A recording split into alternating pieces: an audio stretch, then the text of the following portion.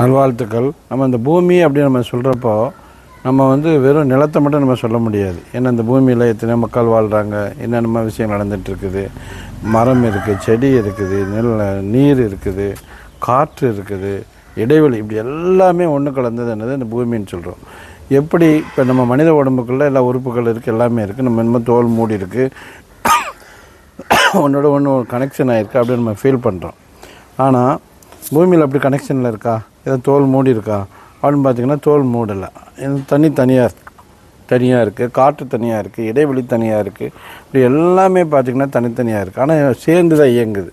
இப்போ காற்று பூமிக்கு வருது, பூமிக்குள்ளேயே தண்ணி ஓடுது, இதில் இடைவெளிகள் நல்ல கேப்புகள்லாம் இருக்குது, தண்ணி ஓடுறதுக்கு கேப் இருக்குது. இந்த மாதிரி பார்த்திங்கன்னா 5 பஞ்சபூதங்களுமே ஒன்று சேர்ந்து இயங்குது. எதில்? இந்த பூமியில். இதுக்கு காரணம் என்ன? ஒன்றுக்குள்ளே ஒன்று இருக்கிற மேக்னெட், அதாவது காந்த சக்தி அப்படின்னு சொல்கிறது.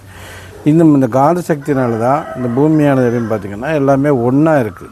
ஸோ அதே காந்த சக்தி நம்ம உடம்புக்குள்ளே இருக்கிறதுனால தான் உடம்புக்குள்ளேயுமே எல்லா உறுப்புகளுமே ஒன்றோட ஒன்று சேர்ந்து இருக்குது, இன்னும் பிரியாமல் இருக்குது. ஒரு குடும்ப வாழ்க்கையில் வந்து இருந்தாலும் கூட ஒரு காந்த சக்தி ஒன்று இருந்தால் தான் அங்கே இருப்பாங்க. குழந்தைங்க மேலே பாசம், அவங்க மேலே பாசம், இவங்க மேலே பாசம், உறவு மேலே பாசம் வைக்கிறது, அது வந்து காந்த சக்தி. நமக்கே அறியாமல் நம்ம வந்து உருவாக்கின்ற ஒரு காந்த சக்தி. இதனால தான் இந்த உறவுகள்லாம் இருக்குது. ஒன்ஸ் ஒரு தடவை நம்ம அவங்களுக்கு பிடிக்கல அப்படின்னு சொன்னால் அந்த காந்த சக்திங்கிறது குறைஞ்சி போயிடும். எப்போ காந்த சக்தி குறைஞ்சி போயிடுதோ நம்ம அவங்களோட என்ன பண்ண முடியாது, வாழ முடியாது, இருக்க முடியாது, எதுவுமே பண்ண முடியாது. ஸோ ஒரு மனிதன் வந்து முழுமையாக இந்த பூமியில் வாழணும்னா அவனுக்கு வந்து காந்த சக்தி அவனுக்குள்ளே இருக்கணும், இந்த பூமியிலையும் காந்த சக்தி இருக்கணும். இப்போ நம்ம உடம்புல வந்து அந்த மாதிரி காந்த சக்தியை கொடுக்கக்கூடிய யாருன்னு பார்த்திங்கன்னா மூலாதாரம்னு ஒன்று இருக்குது. மூலாதாரம் வந்து பெரிய காந்தம் அது மொத்த உடம்புக்கும் இருக்குது. பட் நம்ம உடம்புக்குள்ள உள்ள உறுப்புகளுக்கு ஒன்றோட ஒன்று இயங்குறதுக்கு நம்ம மனம், நம்முடைய ரத்தம் எல்லாமே ஒன்று கலந்து இயங்கணும், நம்ம சக்திகள் எல்லாம் ஒன்று கலந்து இயங்கணும்னா அதுக்கு ஒரு காந்த சக்தி வேணும். அந்த காந்த சக்தியுடைய பவர் எங்கேருந்து கிடைக்குதுன்னு பார்த்திங்கன்னா நம்மளுடைய மோதிர விரல்லேருந்து கிடைக்குது. ஸோ நம்ம எப்போ வந்து நம்ம இந்த மாதிரி இதுக்கு பேர் பிரிதிவி முத்ரா அப்படிம்பாங்க, இல்லை மண்முத்ரா, இல்லை நிலமுத்ரா, பிரிதிவி முத்ரான்னு பல முத்ரா சொல்லுவாங்க. இது வந்து நம்ம பண்ண போகிறப்ப என்ன நடக்கும் அப்படின்னு சொன்னால் காந்த சக்தி கூடும் பாடியில். ஒன்ஸ் காந்த சக்தி கூடினாலே நம்ம உடம்புல வந்து ரத்த ஓட்டங்கள் அதிகமாக இன்க்ரீஸ் ஆகும். ஒன்ஸ் ரத்த ஓட்டம் இன்க்ரீஸ் ஆனாலே போதும், அதில் வந்து எல்லாமே கலந்துருக்கும் ரத்தத்தில். இப்போ வந்து இந்த காந்த சக்தி நம்ம கம்மியாக இருக்குதுன்னு வச்சுங்களேன், நம்ம உடம்புல வந்து ரத்த ஓட்டம் வந்து சரியாக இருக்காது. ஏன் சரியாக இருக்காது அப்படின்னு சொன்னால் அதில் வந்து ஹீமோகுளோபின்கிற கண்டென்ட் வந்து கம்மியாக இருக்கும். இந்த ஹீமோகுளோபின் அப்படின்னு சொல்கிறது தான் மெயினான நிலத்தோட சக்தி. அது நமக்கு லாரி மாதிரி ஒரு இடத்துல உள்ள பொருள்களை ஏற்றிட்டு போய் இன்னொரு இடத்துல போய் இறக்குறது. இப்போ உடம்புல வந்து நம்ம சாப்பிட்ற உணவுப் பொருள்கள்லாம் செரிமானம் ஆகி அது ரத்தமாகுது. இந்த ரத்தம் என்னவாகுது, ஹார்ட்டுக்கு வருது. ஹார்ட்லேருந்து என்னவாகுது, பம்ப் ஆகி எல்லா உடம்புல எல்லா உறுப்புகளும் போகுது. அப்படி போய் அது போய் கரெக்டாக போய் சேரணும்னா அதுக்குள்ளே என்ன இருக்கணும், அந்த ஹீமோகுளோபின் சொல்லக்கூடிய அந்த இரும்பு துகள்கள் இருக்கணும். அந்த இரும்பு துகள்கள் என்ன வேலை செய்யுதுன்னா அது ஒரு காந்த சக்தி. ஸோ எந்த அளவுக்கு காந்த சக்தி இருக்குதோ அந்த அளவுக்கு நம்ம உடம்புமே நல்லாயிருக்கும்.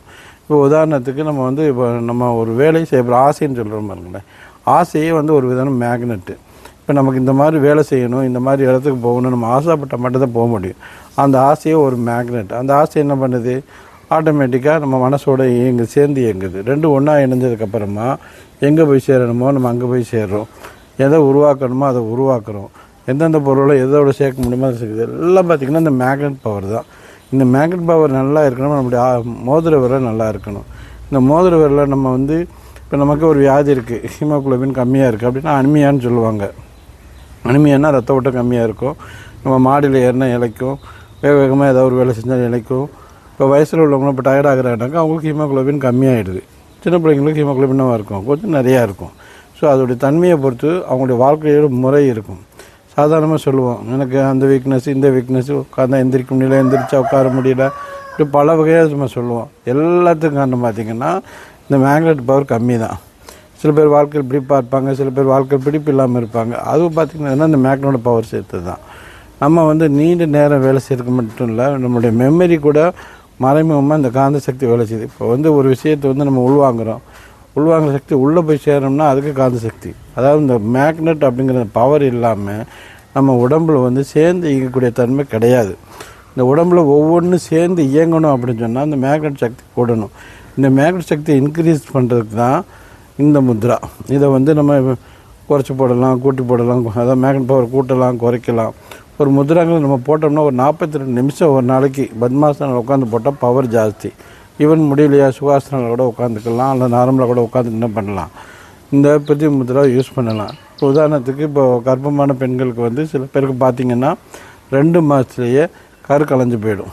ஏன் அப்படின்னா அந்த கர்ப்பப்பையில் அந்த மேக்னெட் பவர் இல்லை. அதுக்கு என்னென்னத்தையோ போட்டு ஹார்மோனோ அது இதுன்னு போட்டு கொடுத்துட்ருப்பாங்க. முதல்ல தேவை இரும்பு சத்து கூடணும், நம்மளோட மேக்னெட் பவர் கூடணும். அப்போ மேக்னெட் பவர் கூடுறதுக்கு முன்னாடி அந்த முத்ரா மட்டும் நம்ம கரெக்டாக ஒரு 42 நாள் பண்ணிவிட்டு அதோடு நல்ல சிகப்பு கலர் ஐட்டங்கள், ரெட் கலர் ஐட்டம்ஸ் என்னெல்லாம் ரெட்டாக இருக்குதுன்னு பாருங்கள். செவ்வாழை ரெட்டாக இருக்கும், பேரிச்சம்பழம் ரெட்டாக இருக்கும், பீட்ரூட்டு ரெட்டாக இருக்கும். இப்படி இந்த மாதிரி எதெல்லாம் ரெட் ஐட்டம்ஸ் இருக்கோ அந்த ஐட்டம்லாம் சேர்த்திங்கன்னா ஆட்டோமேட்டிக்காக உடம்புல வந்து அயன் கூடும். விட்டமின் சி அதோட எக்ஸ்ட்ரா சேர்த்துக்கணும். விட்டமின் சி பார்த்திங்கன்னா பெரிய நெல்லிக்காய், ஆரஞ்சு, கொய்யாப்பழம் இதெல்லாம் விட்டமின் சி இருக்கும். விட்டமின் சி இருந்தால் அது விட்டமின் டி இருக்கும், விட்டமின் டி இருந்தால் அது அயன் இருக்கும். எல்லாமே சேர்ந்து ஒருத்தர் கலவை, அது ஒரு மேக்னெட் பவர் தான், ஒருத்தர் கூட்டு மாதிரி. அப்போது நல்லா பச்சை காய்கறிகளும் சிகப்பு பழங்களும் இல்லை சிகப்பு ஐட்டம்ஸ் நிறைய நீங்கள் பாடியில் எடுத்தீங்க அப்படின்னு சொன்னால் உங்களுடைய மேக்னெட் பவர் உள்ளுக்குள்ளே வந்து சர்க்குலேஷனில் இருக்கும்.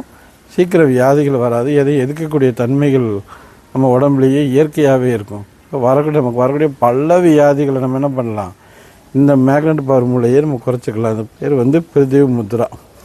ஈவன் இந்த குழந்தை வந்து பார்த்திங்கன்னா பாதியிலே அந்த கர்ப்பம் வந்து கலைஞ்சு போயிருப்பாங்க, அவங்களுக்கெல்லாம் சரியாயிடும். அவங்களுக்கு அந்த கர்ப்பத்தில் வந்து குழந்தைய தாங்கக்கூடிய சக்தியே இன்க்ரீஸ் ஆகும். இது வந்து நான் வந்து சும்மா பேசலை, நிறைய பேருக்கு அந்த முத்ரா சொல்லிக் கொடுத்து நிறைய பேருக்கு அந்த பலன் கிடச்சிருக்கு. அதனால தான் நான் வந்து அது மெயினாக அதை பற்றி நான் பேசுகிறேன். ஸோ நிறைய பேர் வந்து குழந்தைகள் எடுத்தோன்னா டாக்டருக்கு போகிறாங்க. முதல்ல நீங்கள் நல்லா சாப்பிடுங்க, உறவுகளில் வந்து நல்லா இருங்க, ஒன்றுக்குள்ள ஒன்று கலந்து விடையாருங்க, ஒருத்தருக்கு இடையில் மேக்னெட் பவர் கூட்டுங்க, ஆட்டோமேட்டிக்காக குழந்தை பிறகு எடுத்தோடனே டாக்டர்கிட்ட போக வேணாம். அந்த காலத்துலலாம் 7 வருஷம் கழித்து தான் டாக்டர்கிட்ட போவாங்க. இப்போது ஒரு 3 மாதம் உருவானுன்னா அவ்வளோதான், உடனே எல்லோரும் கிளம்பிடுறாங்க. முதல்ல உங்கள் உடம்பை பாருங்கள், உங்களுடைய மேக்னெட் பவர் சரியாக இருக்கான்னு செக் பண்ணுங்கள். அதை செக் பண்ணிவிட்டு அதுக்கப்புறமா அடுத்த முடிவுகள் எடுங்க. கண்டிப்பாக வாழ்க்கை வந்து உங்களுக்கு வந்து ஸ்ட்ரென்த்தாகும்.